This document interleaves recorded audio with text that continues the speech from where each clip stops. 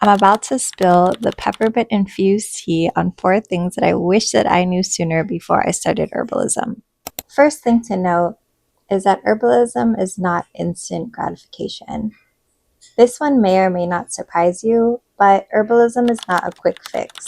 When people first start herbalism, they think that they're gonna go and sip on some magical herbal tea that will instantly transform them to a wellness retreat. The truth is that herbs work with your body over time, and they are not like over-the-counter drugs. Herbs are not like bouncers. They're more like therapists, and they need time to work. But herbalism requires patience, observance, and time.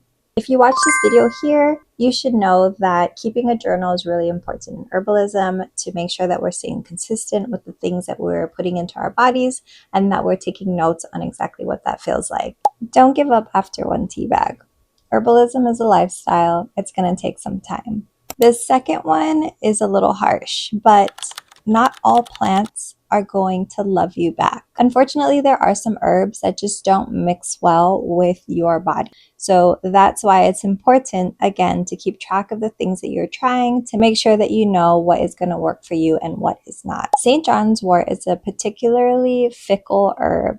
Sometimes it works really well with some people and others it does not. I've gotten this email before where St. John's wort made somebody break out in a rash based on their own findings and them trying out different types of herbs. And it's not uncommon. You just have to be careful when using certain plants and make sure that you're taking the correct dosage as well. Just because plants are natural doesn't always mean that your body's into it. If you're out there trying a bunch at one time, your body's definitely going to have reactions to it because it's not used to the things that you're putting in your body. Sometimes your liver will be like no, and sometimes your digestion will be like no. You just kind of have to adopt that motto to try one single herb at a time. For the love of chlorophyll, please start slow. You'd be surprised to know that number 3 is a plot twist. Because herbalism is not just about plants. You're learning about botany, you're learning about anatomy, you're learning about chemistry, you're learning about cycles, you're learning the most outrageous things about bowel movements. There's a whole world to herbalism, and it's not just about plants. Every herb has a whole novel about energetics and actions and contradictions, but that doesn't mean that it's not worth learning. I say this a lot, and I'll probably continue to say it throughout all my videos, but you do not have to learn everything at once.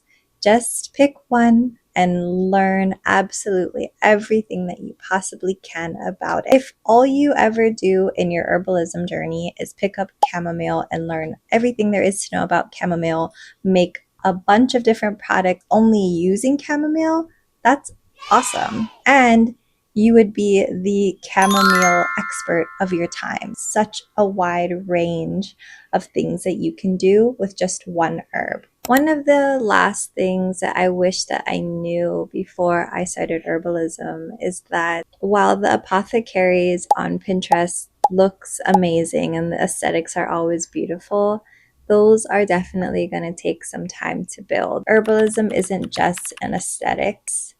Things that I actually use on a day-to-day basis. It's my own personal first aid kit. Everything that I have behind me is curated over a long period of time. While I have a lot of jars behind me, I have had my business since 2009, so it was a very slow grow.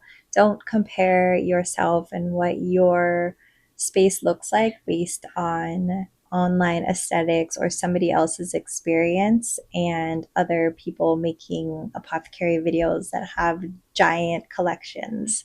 It's just not realistic. When I first started my apothecary, it was a hot mess. It looked like a squirrel tried to open an Etsy shop. Being a good herbalist doesn't mean that you need 1,000 jars.